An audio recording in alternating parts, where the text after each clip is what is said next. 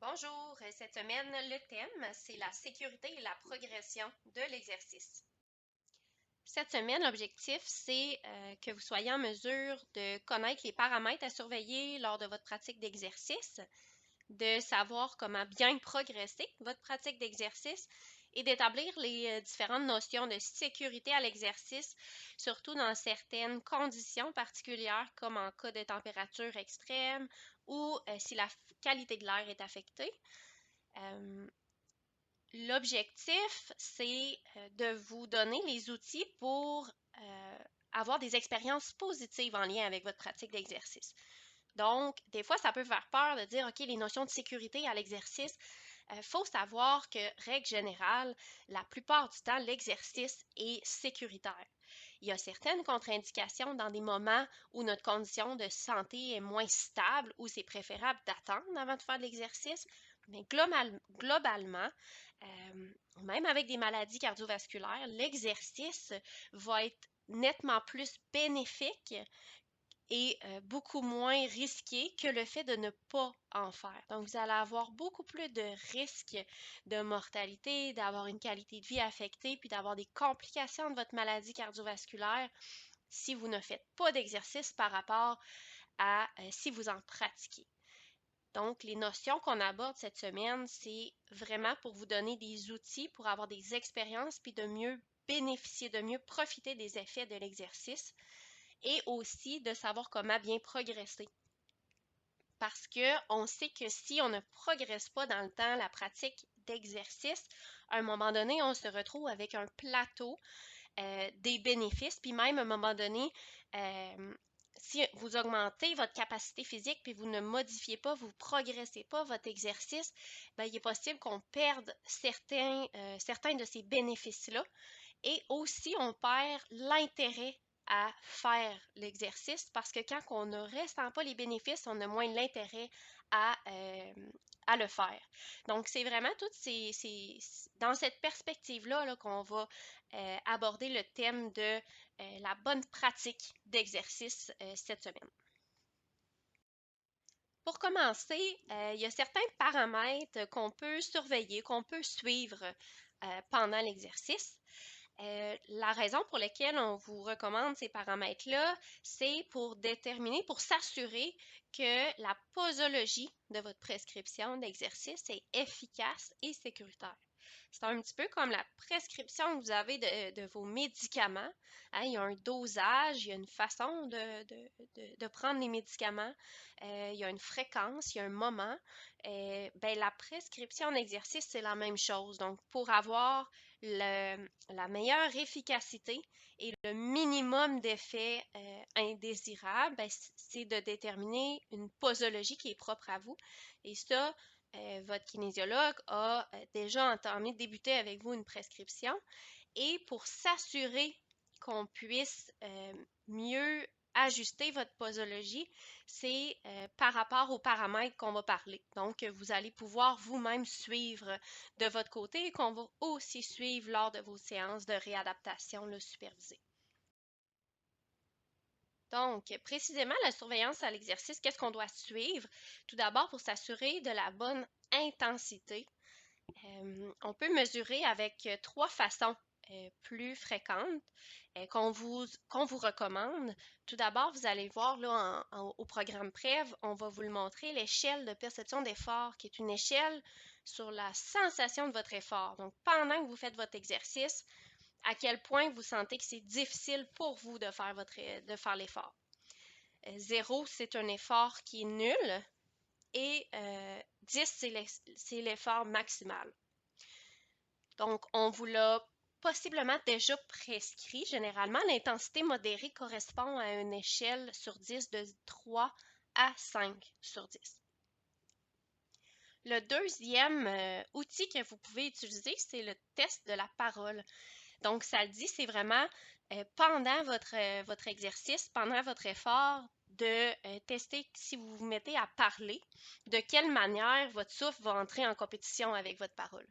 Donc, si vous sentez que vous êtes capable de parler sans problème, donc le souffle n'est pas du tout présent pendant que vous parlez et que vous faites votre exercice, on parle d'une intensité qui est légère.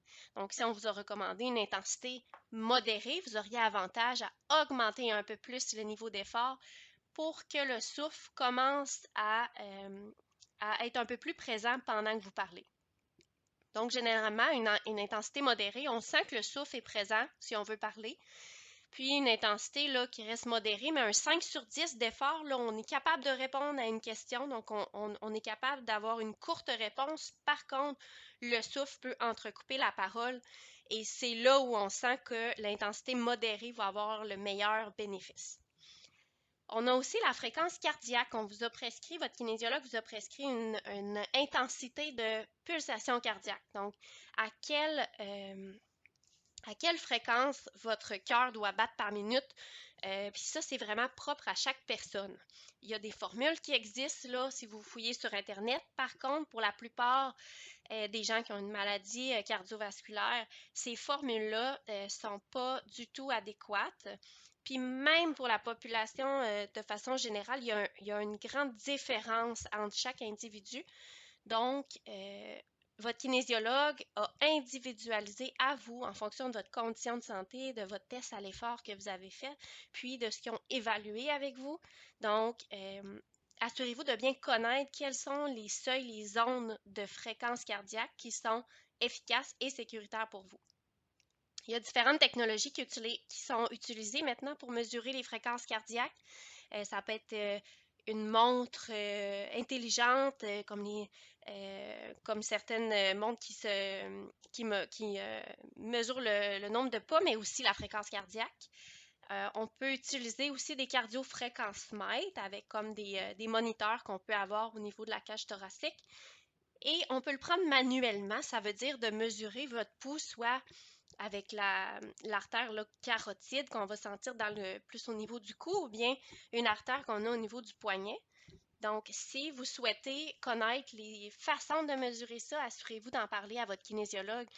C'est le temps qu'on va prendre le temps de vous le montrer, puis que vous allez pouvoir l'essayer. Par contre, ce n'est pas une nécessité absolue de mesurer en tout temps votre fréquence cardiaque, à moins que votre kinésiologue vous l'ait recommandé. Donc, l'échelle de perception d'effort et le test de la parole, c'est quelque chose qu'on peut utiliser en tout temps et qui est assez fiable une fois qu'on connaît et on se connaît mieux au niveau de notre pratique d'exercice. Maintenant, pour ce qui est de la progression à l'exercice, c'est comme j'ai mentionné tout à l'heure, de progresser votre pratique d'exercice va permettre de continuer à améliorer votre condition physique. Puis on sait qu'une meilleure condition physique, c'est le meilleur prédicteur de qualité de vie et de survie. Et ça va permettre aussi une diminution là, de récidive d'événements cardiaques. Donc, le fait de faire de l'exercice dans le but d'améliorer la capacité, la condition physique, va permettre d'aller chercher ces bénéfices-là. Donc, la progression va permettre d'assurer qu'il y ait une continuité à long terme de ces bénéfices-là.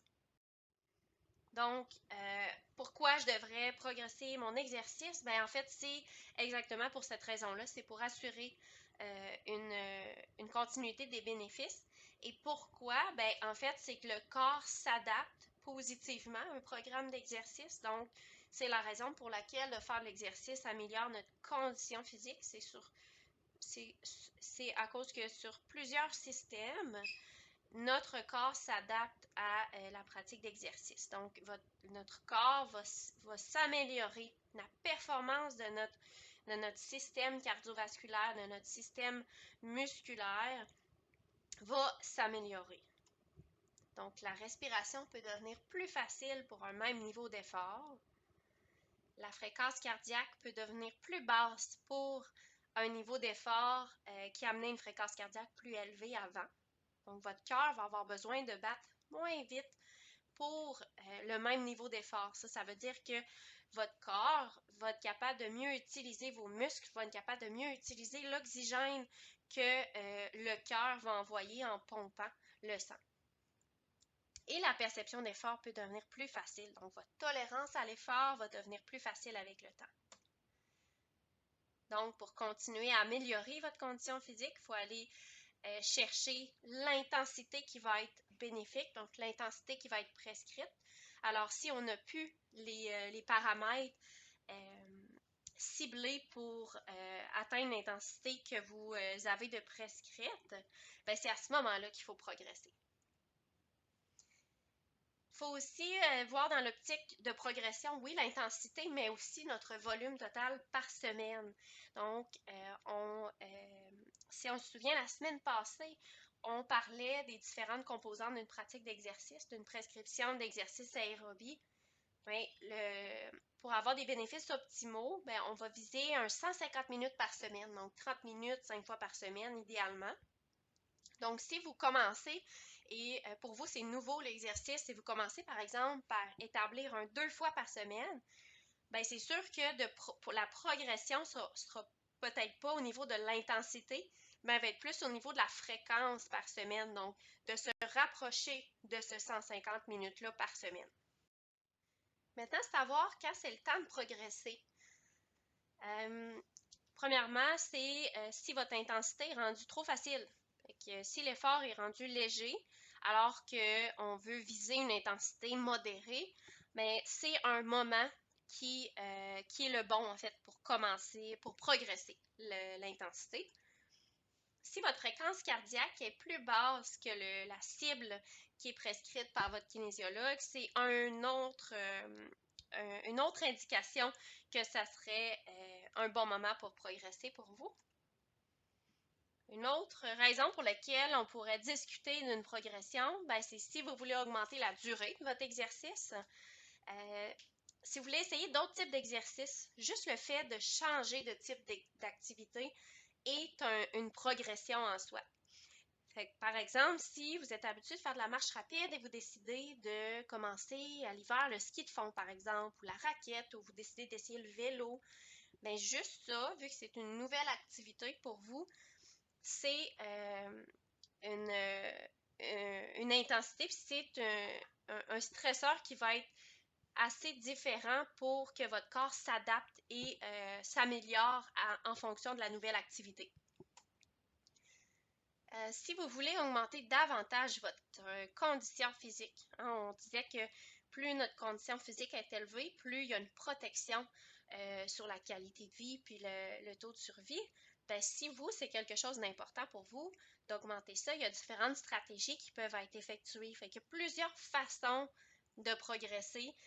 Que ce soit en termes d'intensité, que ce soit en termes de fréquence, on peut faire des plans dans chaque semaine pour faire différents types d'exercices un nombre de fois par semaine, combiné à une autre façon, par exemple, de faire des intervalles ou de faire du continu à d'autres moments dans la semaine. Fait que, sachez qu'il y a plusieurs façons de pratiquer votre exercice et votre équipe au programme prêt, votre kinésiologue est là exactement pour ça, pour vous guider et vous donner les bons paramètres et les bonnes stratégies pour ça. Fait qu'hésitez pas, si vous avez des objectifs précis d'améliorer votre condition physique, sachez qu'il y a plusieurs façons d'y arriver.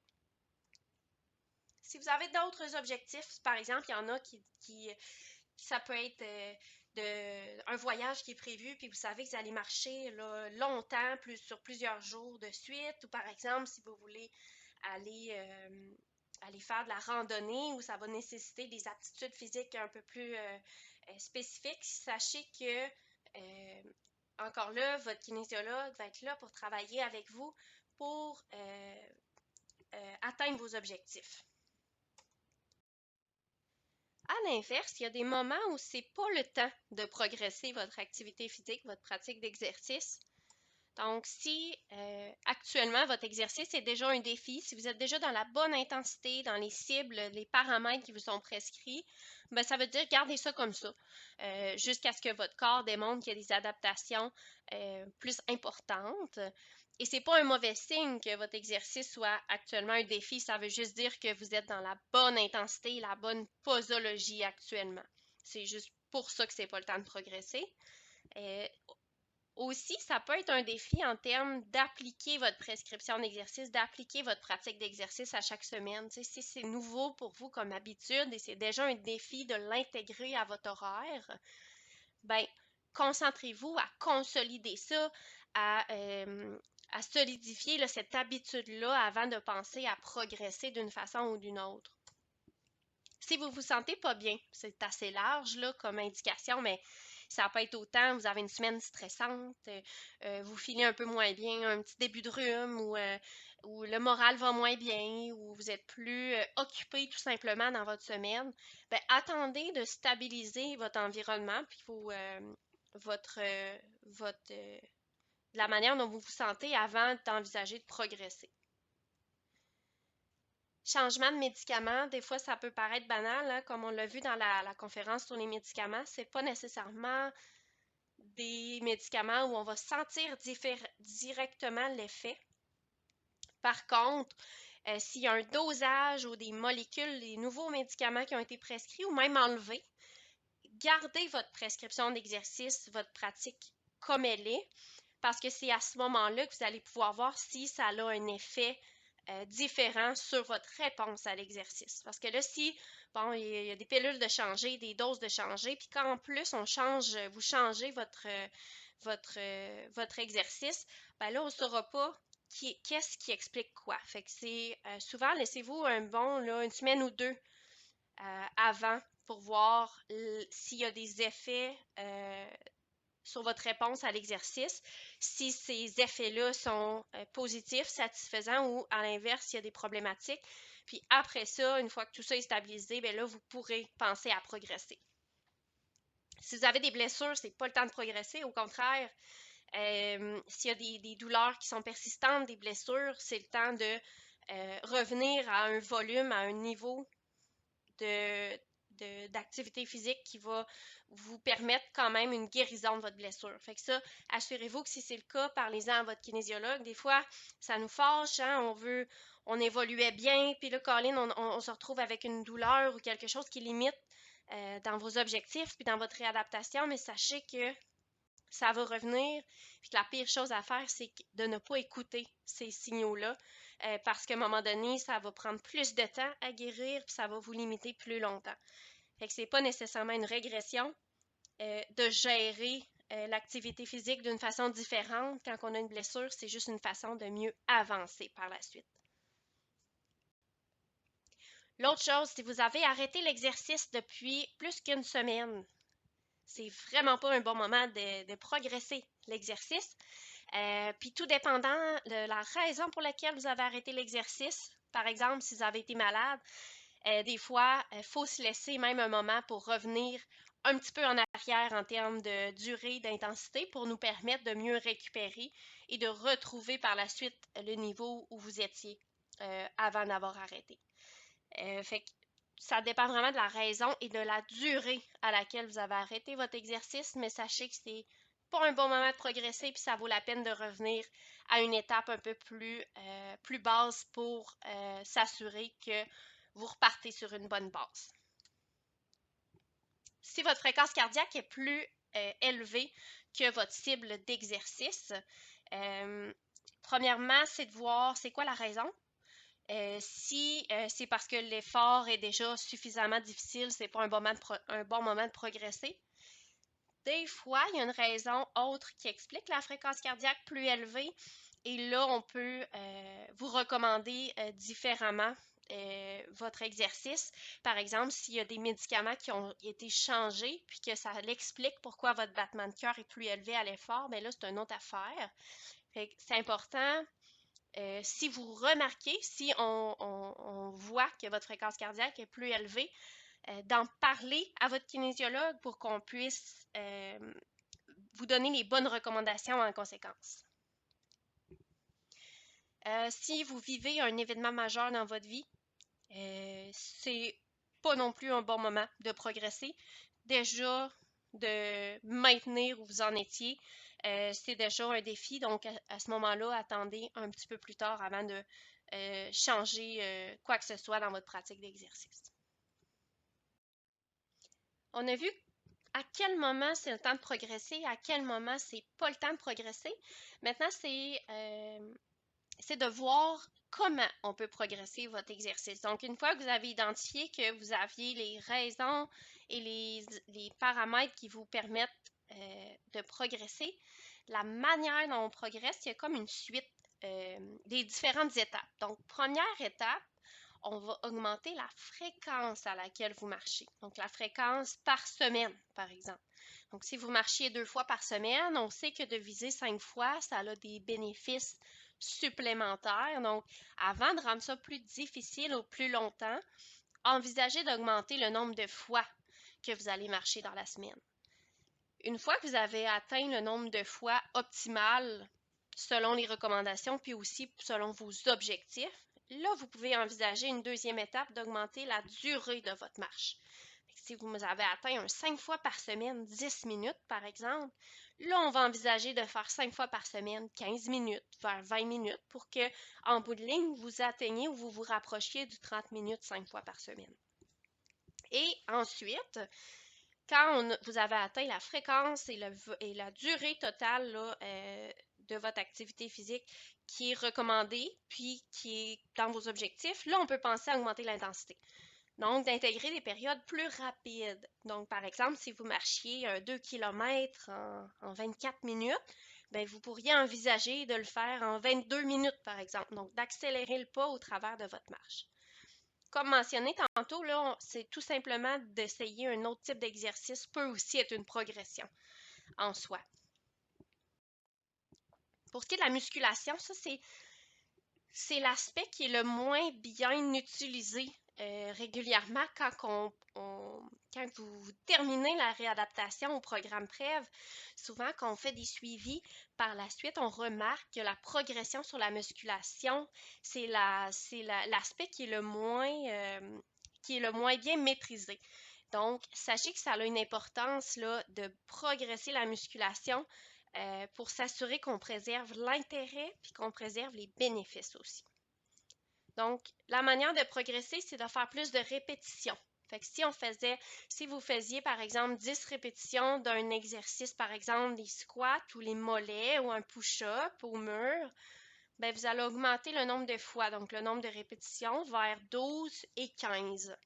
Généralement, on essaie de préserver entre 10 et 15 répétitions. Une fois qu'on a atteint 15 répétitions, là, on peut envisager d'augmenter la résistance. Donc, d'augmenter le poids des haltères si c'est avec ça que vous utilisez ou d'augmenter la résistance de votre élastique, par exemple. Si c'est un exercice que vous faites avec le poids du corps, bien, il y a des façons d'augmenter la difficulté de l'exercice. Assurez-vous d'en parler à votre kinésiologue pour connaître la méthode d'augmenter la difficulté. De faire plus de séries aussi. Si vous faisiez une série, vous pouvez passer à 2 séries. Si vous en faisiez 2, vous pouvez passer à 3. Plus que ça, les bénéfices sont vraiment, vraiment minimes. Donc, généralement, là, de préserver 2 séries de 10 à 15 répétitions, c'est optimal. Puis, par la suite, on va viser plus d'augmenter la résistance, là, soit, comme j'ai mentionné, avec des élastiques ou des poids. D'ajouter des nouveaux exercices aussi, c'est une façon de progresser. Fait que si vous aviez 4 exercices, par exemple, on va viser plus à 6 vers peut-être 8 exercices que vous allez pouvoir faire 2 à 3 fois par semaine pour avoir les bénéfices, là, les meilleurs bénéfices possibles. Donc, on va essayer de viser tous les grands groupes musculaires du corps pour aller chercher là, les meilleurs résultats possibles sur la protection cardiovasculaire, mais aussi sur votre qualité de vie puis votre santé globale. De changer les exercices. Fait que, tu sais, juste de changer la manière dont vous allez entraîner, par exemple, les muscles ciblés. Fait que si par exemple, le squat est rendu trop facile puis que vous n'avez pas de poids pour augmenter les charges, bien, on peut changer l'exercice pour aller travailler le même muscle, mais d'une façon différente.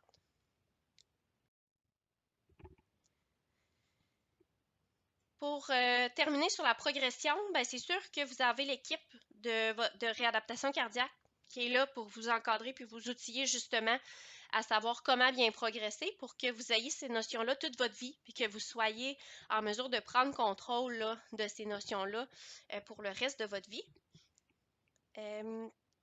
On parlait des indications de progression pendant votre exercice, donc savoir si vous êtes moins essoufflé, si votre fréquence cardiaque est plus basse et tout ça, bien, assurez-vous d'écouter les signaux de votre corps, oui, pendant, mais aussi après.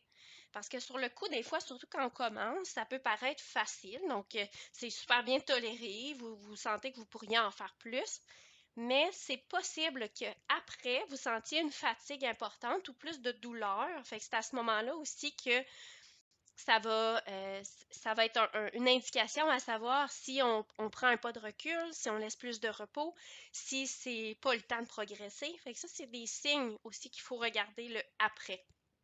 Généralement, la raideur musculaire après de la musculation, on peut en ressentir là, sur 2 à maximum 3 jours, mais il ne faut pas que ça vous empêche de fonctionner dans votre journée ou dans votre vie normale. Même chose pour la fatigue, là, généralement en quelques heures, vous devriez avoir récupéré, puis ça ne devrait pas affecter votre capacité à faire votre journée, la journée même et ni le lendemain. Si c'est le cas, parlez-en à votre spécialiste de la réadaptation là, cardiaque pour qu'on puisse ajuster votre posologie d'exercice. Donc, toujours de garder en tête là, la clé du 150 minutes par semaine, c'est la manière dont on va optimiser les bénéfices. Regardez de où vous partez, puis c'est à partir de là qu'on peut progresser. Maintenant, il y a différentes conditions environnementales qui peuvent amener une réponse à l'exercice qui est différente. Le premier, c'est l'exercice en période de temps froid, ce qu'on peut difficilement échapper au Québec. Donc, en période hivernale, si vous maintenez une pratique d'exercice à l'extérieur, qui peut être super intéressant et positif, c'est juste de considérer qu'en termes de froid plus intense, c'est de comprendre ce qui se passe au niveau de votre réponse cardiovasculaire.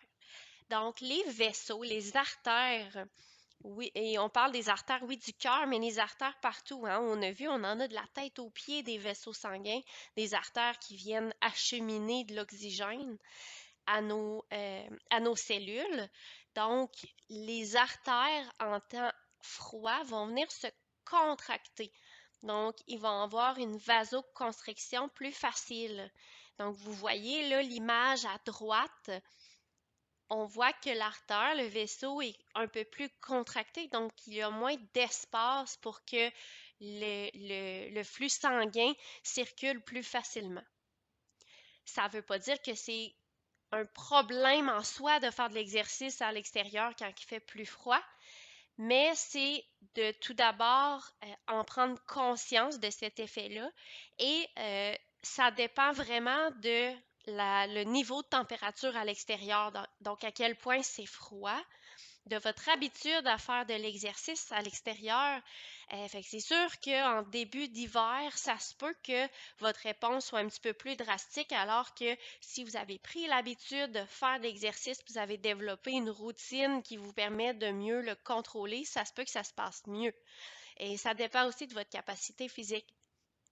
Plus on est en forme, moins on est affecté de ce côté-là, mais ça dépend aussi du niveau d'entraînement, donc à quelle intensité vous allez aller et de votre état de santé. Il faut considérer que la température froide combinée au vent, ça peut être une tâche encore plus difficile. Donc, soyez juste à l'écoute de votre perception d'effort, à l'écoute des signaux normaux et anormaux à l'effort. Et à certaines journées un peu plus extrêmes, ça pourrait être préférable de faire de l'exercice à l'intérieur. Sachez que si vous avez des questions en lien avec ça, vous n'êtes pas certain, ou si vous vivez des symptômes quand vous faites votre activité physique à l'extérieur, parlez-en à votre équipe de soins en réadaptation cardiaque. Il y a plusieurs stratégies qui peuvent être envisagées puis qui peuvent bien répondre à vos inquiétudes.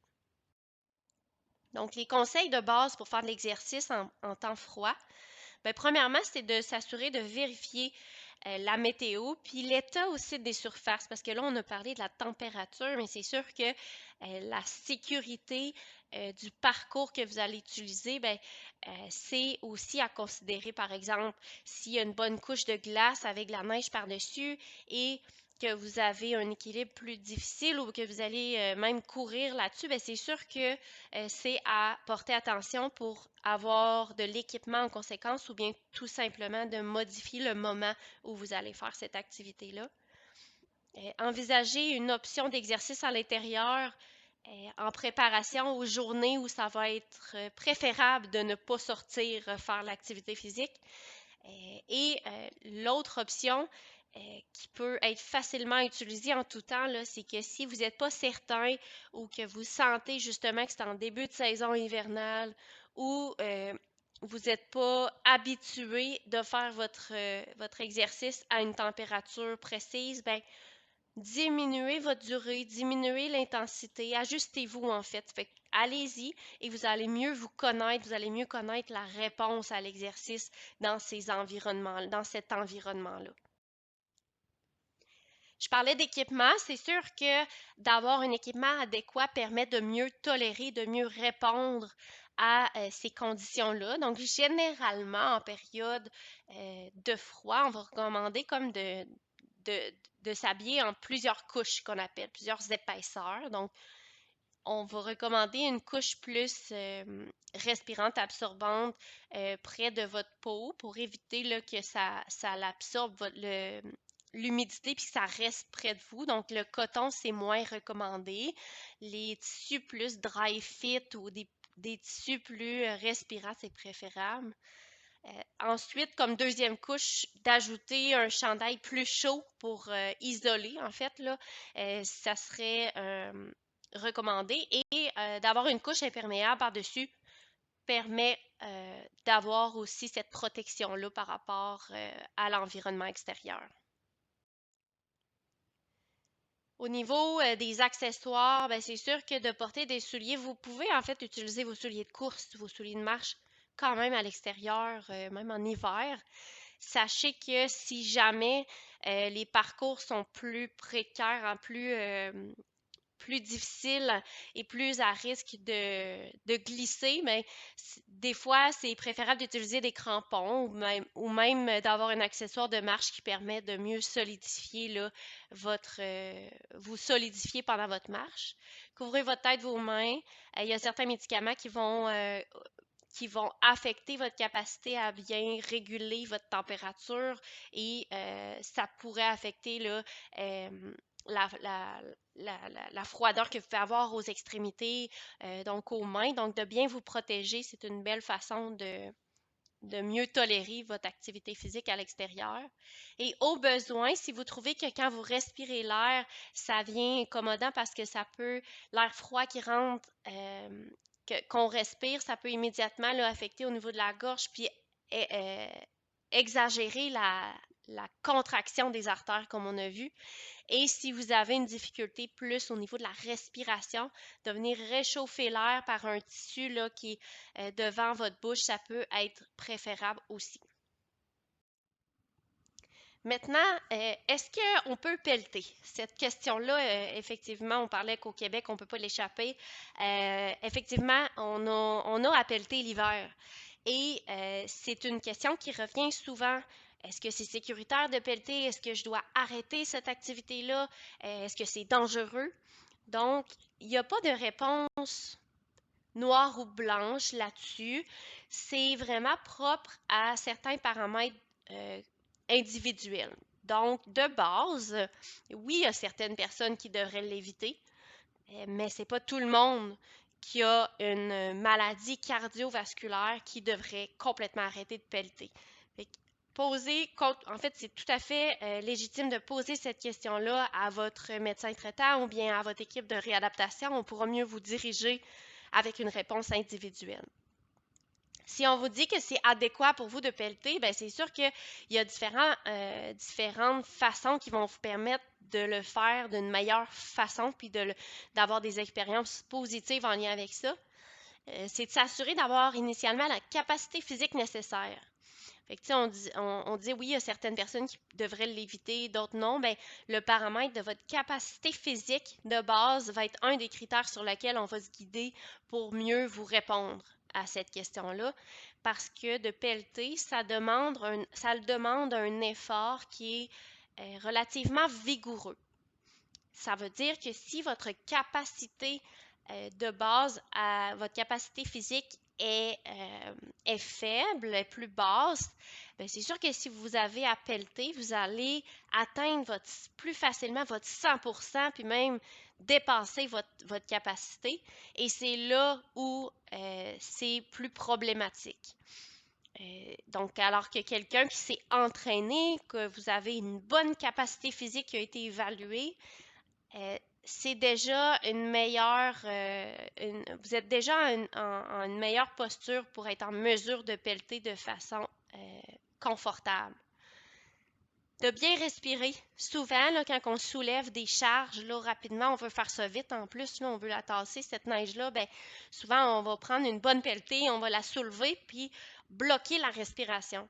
Ça augmente de façon importante la pression artérielle et le travail que votre cœur a à fournir. De bien respirer, donc d'éviter de bloquer le souffle, ça permet de renverser ça puis d'adoucir le travail que votre cœur va avoir à faire pour ces tâches-là.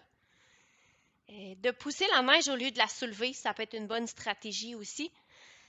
Ça dépend aussi de quelle quantité de neige, ça dépend. Est-ce que c'est une neige qui est poudreuse, qui est plus légère par rapport à une neige qui est comme plus compacte et mouillée, c'est plus lourd. Fait que assurez-vous d'évaluer aussi la charge de travail qui est à faire.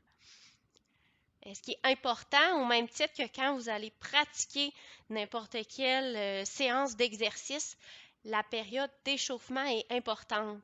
On a vu que le froid vient contracter les vaisseaux, mais l'échauffement vient permettre une ouverture tranquillement de ces vaisseaux-là pour que quand vous allez faire votre effort, bien, le sang et l'oxygène vont mieux circuler. Donc, de faire un échauffement d'au moins 5 minutes, ça peut être une marche à l'extérieur d'une intensité qui est légère, peut être suffisant pour vous préparer à aller pelleter. De prendre des pauses, puis d'être à l'écoute de votre corps. C'est sûr que ça peut être une tâche, comme j'ai dit, qu'on peut vouloir finir rapidement, puis qu'on peut oublier nos signaux importants sur la réponse à l'exercice, hein, donc votre niveau d'essoufflement, la manière dont vous vous sentez d'être à l'écoute à certains signaux anormaux. S'il y a une apparition de douleur à la poitrine, si vous êtes étourdi, ça, c'est toutes des choses qui ne sont pas souhaitables quand vous faites un effort. Donc, je parlais des signes anormaux à l'effort. C'est important de ne pas les tolérer et d'aviser votre équipe de soins si vous les vivez. Donc, si vous avez des douleurs importantes, des étourdissements, douleurs à la poitrine que normalement vous n'avez pas ou autres inconforts importants, mais là, vous ne faites pas l'effort qui amène ces symptômes-là et vous en parlez. Il y a des choses qui peuvent être faites de ce côté-là. Quand on parle de signes normaux à l'effort, c'est un essoufflement. Être essoufflé, c'est normal à l'exercice.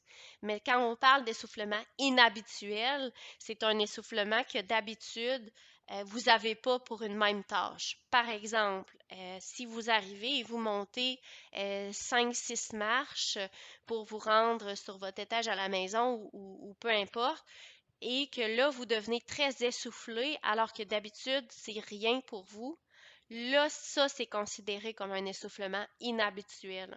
Un essoufflement au repos aussi, c'est un essoufflement inhabituel. C'est pas quelque chose qu'on veut tolérer. Mais si vous allez faire du pelletage et vous êtes essoufflé, et que c'est un effort pour vous qui amène un essoufflement de façon régulière, ça, on appelle ça un essoufflement normal. Quand on fait de l'activité physique, quand on fait de l'exercice, on veut intentionnellement aller chercher un certain essoufflement pour aller chercher des bénéfices sur la capacité physique. Fait que de bien cibler c'est quoi un essoufflement normal et un essoufflement anormal, c'est important. Si vous n'êtes pas certaine, assurez-vous d'en discuter avec votre équipe là, au prév. Maintenant, le temps chaud. Parce que oui, on a parlé du temps froid, mais les chaleurs, en période de chaleur, humidité, c'est des choses aussi qui vont affecter le travail cardiovasculaire.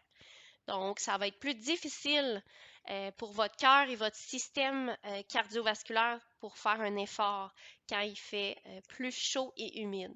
Sur le cardiaquecollège.ca, vous avez cette ressource-là qui vous amène à... C'est des points de repère, c'est un guide à savoir, bon, est-ce que c'est une zone qui est adéquate? Est-ce que je devrais faire attention à mon activité physique extérieure? Fait que c'est pas une balise à tout prix, mais ça donne une idée par rapport à la température sur la ligne horizontale. Puis vous pouvez aller voir par rapport à l'humidité aussi, qui est souvent indiquée là, quand vous regardez la météo. Donc, si vous tombez sur une zone qui est considérée sécuritaire dans cette charte-là, dans ce graphique-là, bien, ça veut dire que ça risque fort probablement moins d'affecter votre réponse cardiovasculaire. Si vous êtes dans la zone plus vigilance, bien là, c'est d'être à l'écoute. Est-ce que c'est plus difficile? Est-ce que vous le tolérez moins bien? À ce moment-là, bien, c'est de diminuer l'intensité, diminuer la durée. Ça peut être même de choisir un moment de la journée qui est préférable, tu sais, le matin plus tôt, en fin de journée. Fait que toutes ces stratégies-là sont bonnes, mais ça veut juste dire de garder un œil. C'est possible que ça soit un peu plus exigeant pour vous faire votre exercice. Bon, la zone danger et urgence, on privilégie les activités intérieures. De toute façon, c'est souvent des situations où on va vraiment moins bien tolérer juste d'être à l'extérieur. On parle de qualité de l'air aussi. C'est une indication que vous pouvez regarder là, avant d'aller faire l'activité physique extérieure. Surtout si vous savez, par exemple, qu'il y a une bonne période de feu de forêt qui est proche à proximité ou des raisons pour lesquelles la qualité de l'air pourrait être affectée. Ça vaut la peine d'y porter une plus grande attention. Fait que c'est sur le cardiaquecollège.ca. Vous avez aussi ce graphique-là, cette image-là qui peut vous donner une idée si ça vaudrait la peine de juste laisser faire l'activité dehors puis de rester faire l'exercice à l'intérieur ou si tout est beau et que vous pouvez faire comme d'habitude. Donc, comme on a mentionné, là, de vérifier la météo, température, humidité, qualité de l'air. De boire de l'eau. Donc, c'est sûr que, oui, en temps froid, en temps normal aussi, on doit quand même boire de l'eau dans la journée, puis il ne faut pas le négliger. Mais c'est sûr qu'on peut plus se déshydrater quand il y a un temps plus chaud. Parce que la manière dont on va réguler notre température, c'est de suer. Fait qu'on va perdre de l'eau et des électrolytes. Donc, d'assurer de boire quand vous en avez besoin, c'est une bonne stratégie. Assurez-vous que si vous avez des restrictions d'apport en liquide par jour en fonction de votre santé du cœur, assurez-vous de connaître les recommandations là, en temps chaud si vous pouvez, à quel point vous pouvez en prendre de plus. D'éviter la caféine, l'alcool, c'est toujours à éviter avant d'aller faire de l'exercice, mais ça va augmenter l'effet négatif là, en temps chaud et humide. Il y a certains médicaments qui peuvent interagir avec la chaleur, le soleil. Assurez-vous de bien connaître vos médicaments, puis s'il y a une interaction de ce côté-là. Et de bien se protéger avec de la crème solaire, écran solaire. Même chose, il y a même il y a des médicaments, si c'est le cas, qui peuvent faire que votre tolérance au soleil est plus basse. Donc, c'est encore plus important là, de se protéger de ces rayons-là. Éviter le soleil de midi, je n'ai parlé tout à l'heure, c'est vraiment, des fois, là, c'est le pic, le moment où ça va être le plus fort puis le plus chaud. De choisir d'autres moments peut être préférable. Mais ça dépend toujours de la journée. Encore là, la clé, c'est de vérifier puis de planifier en conséquence. Et les vêtements, on parlait d'avoir de l'équipement, des vêtements adéquats en température froide. Ben, c'est la même chose pour la température temps chaud, humide. D'avoir des vêtements légers, respirants, des couleurs plus claires, des fois ça peut être plus facile. De se couvrir avec une casquette, un chapeau.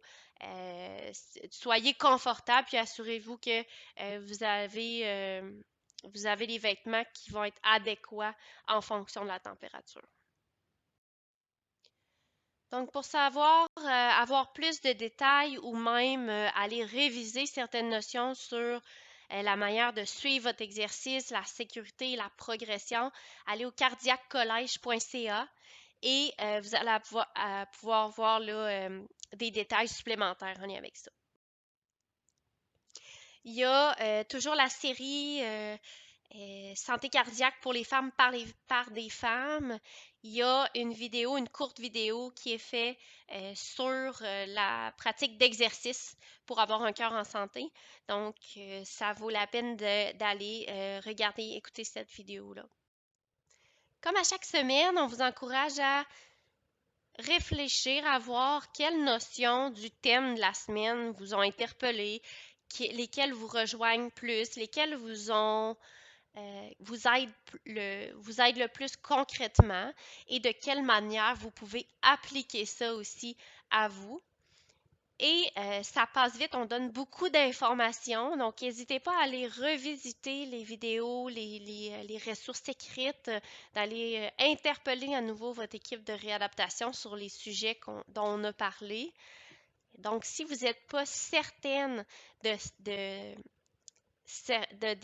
informations qu'on a mentionnées ou des éléments qui vous inquiètent plus que autre chose, assurez-vous qu'on ait adressé cette situation-là parce que les outils qu'on vous donne, c'est pour vous donner la confiance à prendre contrôle vous-même de votre santé cardiovasculaire et de vous sentir confiante à votre pratique d'activité physique.